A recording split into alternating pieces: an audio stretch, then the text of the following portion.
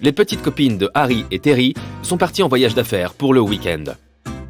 Les couples passent tout leur temps à s'écrire et à s'envoyer des photos. Le dimanche matin, les filles demandent aux garçons de leur envoyer des selfies. Harry envoie un selfie de lui en train de sourire dans la cuisine. Terry envoie un selfie de lui dans la salle de bain. L'une des deux filles comprend immédiatement que son copain la trompe. De qui s'agit-il ?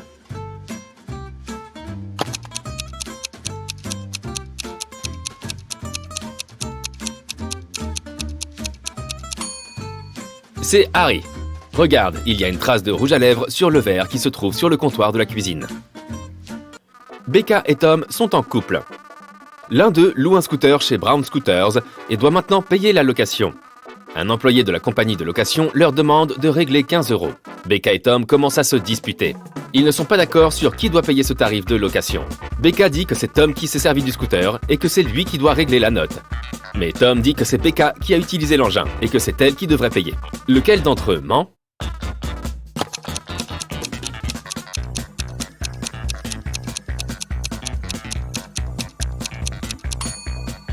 C'est Becca qui ment. Regarde un peu ses traces de pas. Elle mène directement au scooter. Un supermarché local a été cambriolé 3 fois. Une fois en février, une fois en mai et une fois en juillet. Fort heureusement, les caméras de sécurité ont tout filmé. Le responsable du magasin a appelé le détective Moore pour lui demander de trouver les responsables de ce délit. Le détective regarde attentivement les vidéos de caméras de surveillance et repère le détail qui lui permet de trouver le coupable. Regarde bien les images et essaie de comprendre qui est le voleur.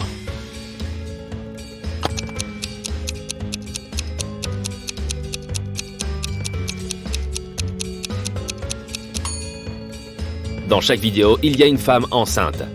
Dans la vidéo du mois de février, elle a l'air enceinte de 7 mois. Mais dans les vidéos suivantes, son ventre ne grossit pas. Cela signifie que c'est elle la voleuse. Elle a probablement mis en scène sa grossesse pour avoir l'air moins suspecte. Le docteur O'Brien a inventé la machine à voyager dans le temps. Il voyage dans la préhistoire. Regarde cette image et essaie de repérer le docteur O'Brien parmi ces hommes préhistoriques qui s'attellent à leurs tâches du quotidien.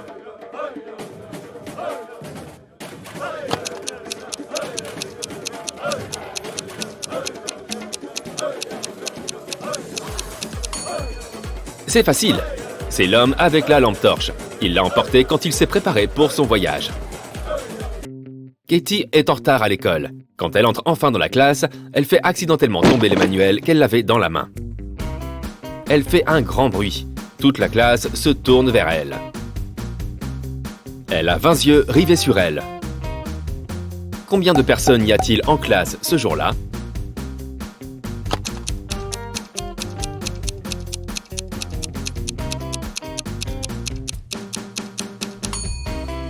Il y a 11 personnes dans la classe, 10 personnes avec une paire d'yeux chacun, n'est-ce pas ? Ajoute Cathy à l'équation. Ça te fait 11 personnes en tout. L'officier de police, Dave, reçoit un appel en pleine nuit. Un chimiste très connu a disparu. Il n'est plus dans son labo. Après avoir dûment fouillé le laboratoire, Dave trouve un mot avec des nombres dessus. Sur le mot, il est écrit 26, 3, 58, 28, 27, 57, 16. Dave réussit à trouver le chercheur à l'aide de ce mot. Il a aussi pu arrêter les criminels qui l'avaient enlevé. Que signifiait le mot et comment Dave est-il parvenu à le déchiffrer ?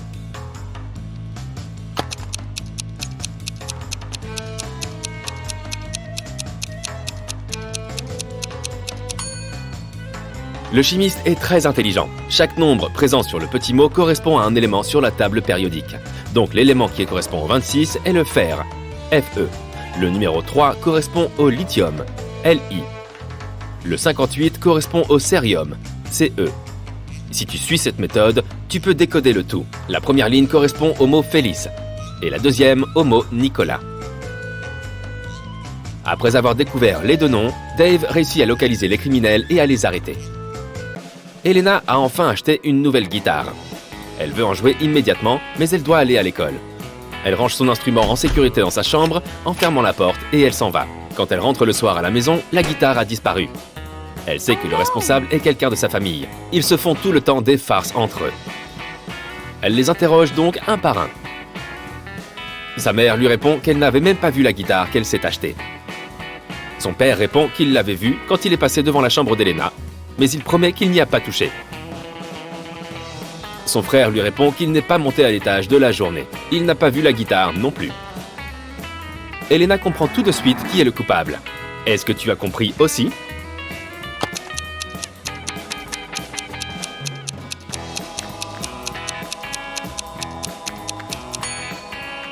C'est son père qui ment. Il dit qu'il a vu la guitare en passant devant la chambre d'Elena, mais sa porte était fermée. C'est donc impossible. Une banque a été braquée par des criminels cagoulés. L'un des braqueurs demande au caissier de leur donner tout l'argent contenu dans le coffre. Soudain, le téléphone du caissier sonne. C'est sa mère. Le braqueur lui dit de répondre pour éviter tout soupçon. Au téléphone, le caissier dit à sa mère « C'est urgent, maman ? Appelle-moi quand tu es à la maison et je t'aiderai à préparer le dîner. » Il raccroche. 5 minutes plus tard, la police arrive alors que les braqueurs sont encore dans la banque. Comment la police a-t-elle su qu'il y avait un braquage en cours à la banque?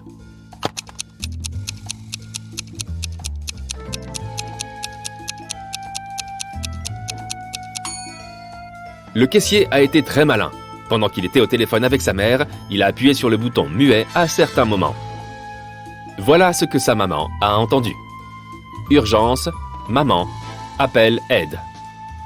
Aux abords d'une ville se trouve une maison hantée.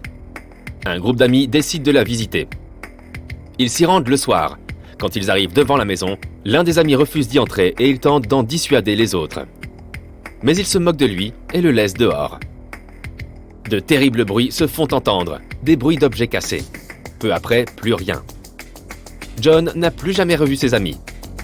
Comment savait-il que quelque chose clochait dans cette maison?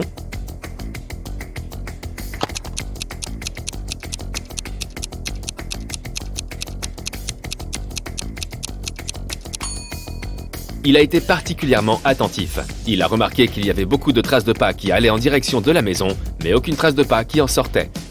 Nous sommes dans un célèbre hôtel à 5 étages. 5 personnes sont logées au premier étage.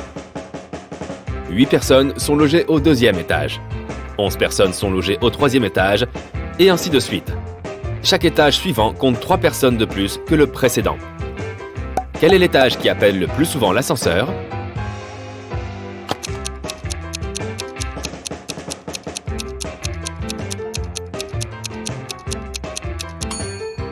Le rez-de-chaussée.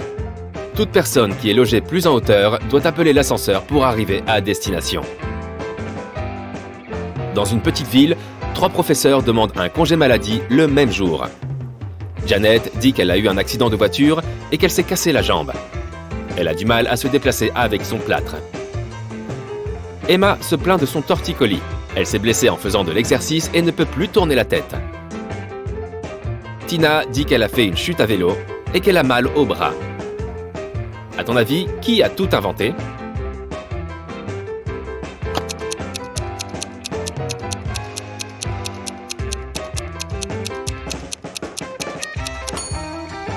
Janet.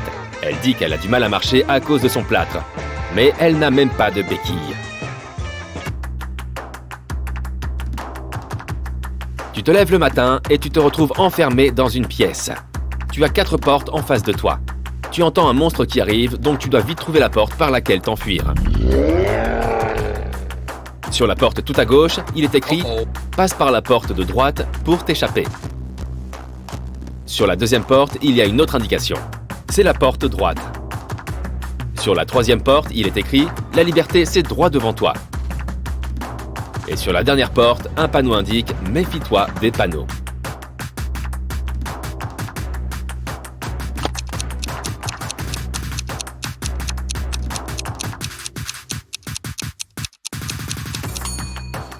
Alors, il faut bien faire attention à ce qui est écrit sur les panneaux. Voyons voir. La première porte dit qu'il faut choisir la porte de droite. Le deuxième panneau dit « c'est la porte droite » et non pas « c'est la porte de droite ». Est-ce qu'il y a une porte plus droite que les autres? Non. Pareil pour le panneau suivant. La liberté, c'est droit devant toi. Est-ce que cette indication signifie tout droit ou à droite devant? On ne comprend pas. Ah mais oui, voilà. Il faut choisir la dernière porte. Elle te dit de te méfier des panneaux, mais elle ne te dit pas qu'ils sont faux, n'est-ce pas?